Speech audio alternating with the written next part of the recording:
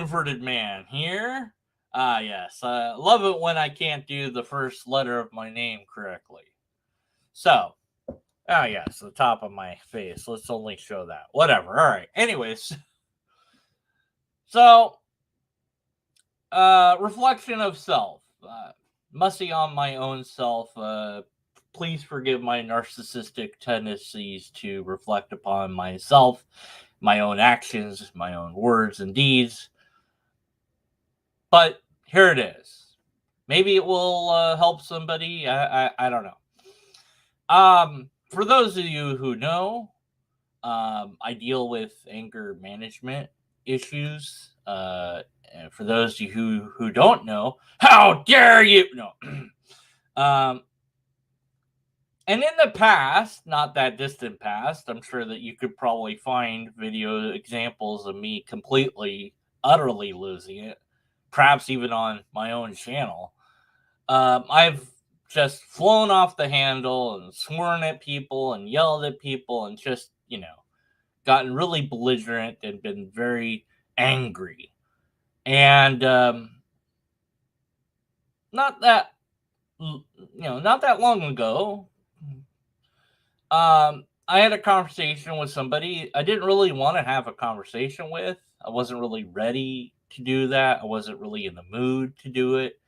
Um, it's like I had this nice talk about things, and I'm like, I'm done, and I'm gonna move on. And this person kind of showed up out of nowhere, and so I wasn't really in the mindset for it, and I should have said no. Let's do this some other time.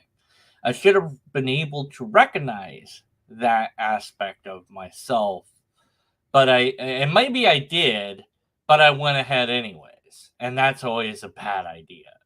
If you recognize I don't feel, I'm not in the zone, then go with that because you're not. And it's hard to say that as a skeptic because I don't want people to rely on their gut because it's not reliable. In this case, however, it might be. So I would think that sometimes intuition or your gut is something that can be relied on, and other times not so much. And it just depends upon the situation. So whether you're in the mood to talk, that's a very subjective feeling. And so it's probably going to be aligned with your intuition or your gut feeling. And so you probably then should, if you don't feel like you're in the zone, then you're probably not in the zone, because you don't feel like it. So, why would you not feel like it if you were? Um, so I felt feelings. I felt bad about my performance, if you will. I felt like I could have done so much better. I stepped on the person talking. I didn't let them finish what they were saying. I could have been more patient and generous and all these things that I thought of later. And that bothered me. It's like I've let people down because I haven't done as good as I could do, and certainly I was much better than I have been. So that's good. So even though I got upset at the person, I didn't fly off the handle like I've done in the past. So that's a remarkable improvement then. Instead of weighing down myself with the negatives to focus on the positive. And I think that when dealing with your own mental issues, whatever they might be, certainly focusing on the positives is better than the negatives. I'm my own worst critic at the end of the day. It's like, oh, I could have said that. I should have said that. I could have brought up that. Why didn't I say, whatever. And it's like, it's okay. It's okay. You'll make mistakes. It's not the end of the world. You know, that person's, they weren't going to be convinced by whatever you said, no matter how well you said it. Move on. It's wash your hands of it and move on. And maybe it just wasn't, it's just not something that you were you really wanted to do, so you should have gone with that and not done it. And that's the end of that.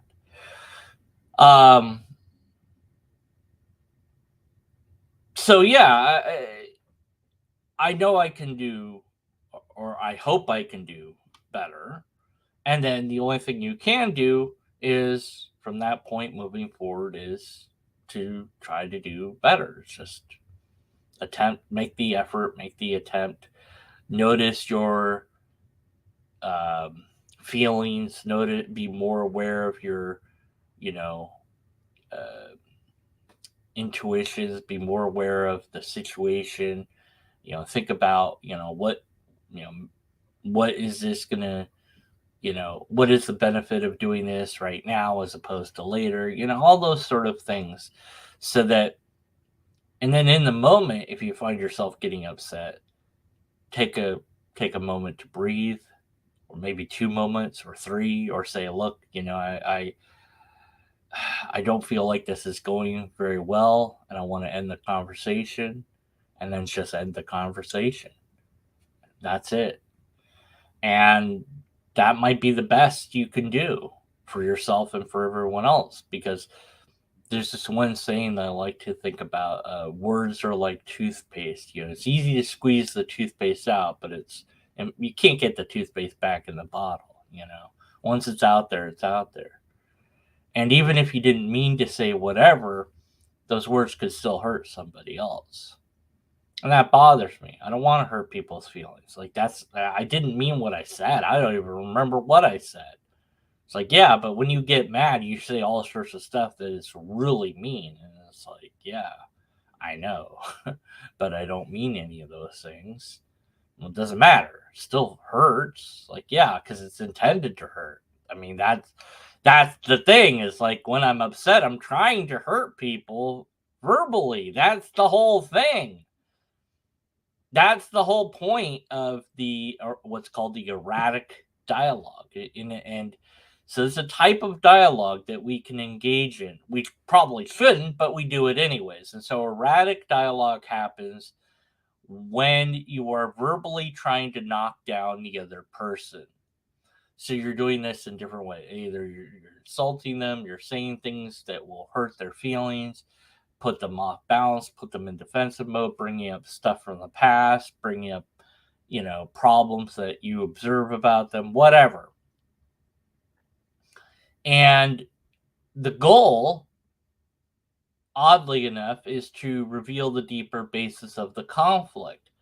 But the problem is the method will never reach the goal. You'll never find out what the true problem is between you and this other person, because you're using this erratic system. You're using a non-logical system. So you can imagine if you and somebody you care about, or significant other, or roommate, whatever it is, and they say take out the trash, and you're like, okay, I'll get to it. And then they like take out the trash. It's like, okay, I'll get to it. Take out the trash. Now it's like the argument's not really about necessarily taking out the trash. It might be about that, but also there might be a deeper level to it, that it's really, if it's a significant partner, it might be that they're worried about the fact that you're not taking personal responsibility for something that you've agreed on. And maybe you didn't agree on it verbally or written down or anything like that, but maybe it was kind of a unspoken agreement that that's like, this is your job.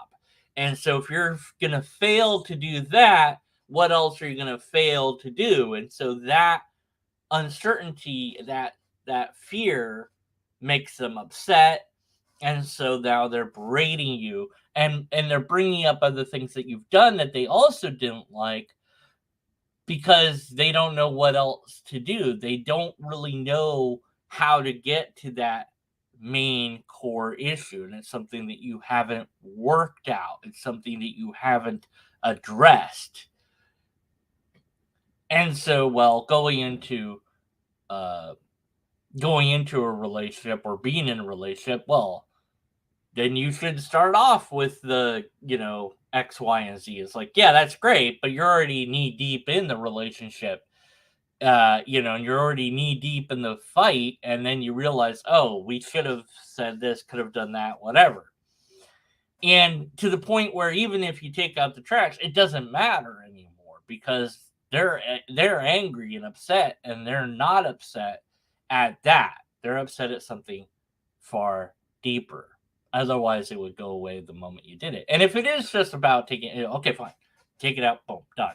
And say, look, but there is a defense mechanism, and the reason why there is because part of you goes, well, if I do it now after they've yelled at me, then they'll come to believe that yelling at me is the way to get me to do it. So I don't want to reward that. So that's kind of somewhere in the back of your head. And it's like, yeah, true. But also, why didn't you do it the first time they asked you?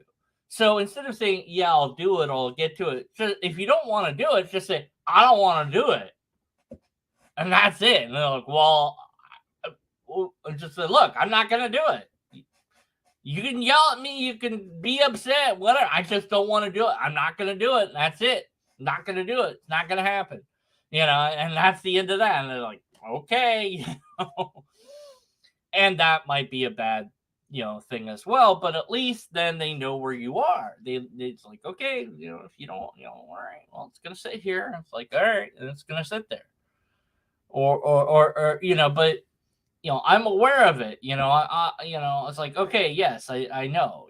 There's different ways to go about it so that you don't wind up in the erratic dialogue. But for me, this reflection of self is more about not about them as much as it is looking at myself and going, what made me get upset in this conversation at all? And trying to think of what things were said that upset me so that next time I can not get upset about those things. And so there's key components that happen, things that's like, okay, I that's a sore spot, and I know why it's a sore spot. I know why it bothers me. And so now I can recognize that and I accept it and I go, okay, that's true. It does bother me. And here's why. And that's really a real feeling that I have. And now I can accept that. That's a part of me. And I can relax about it. And I can embrace that. And I can then replace it with positive things about myself, positive thoughts, calming thoughts. And so if and when that comes up again, I won't feel that anger, or that anger will be muted enough to where it won't be so bad because I'll be like, okay, this is that. All right. Look, I've talked, this thing is a real sore subject. I don't want to talk about it. Or maybe you just don't talk about it. But if you do talk about it, or you do find yourself you need to talk about it, it's like, yeah, you're more careful with your self-governance. You're more aware of it. So I think that internal dialogue that we have with ourselves, either out loud or when we talk to somebody else, because I talked to my friend after that conversation, and they reassured me, like, look, you're fine, don't worry about it. I would have done the same kind of thing. And they were a good friend because they were on my side and they listened to my concerns. They sympathized with me and were there for me. They had my back, and that's what, that's great. And I'm thankful for them. They know who they are.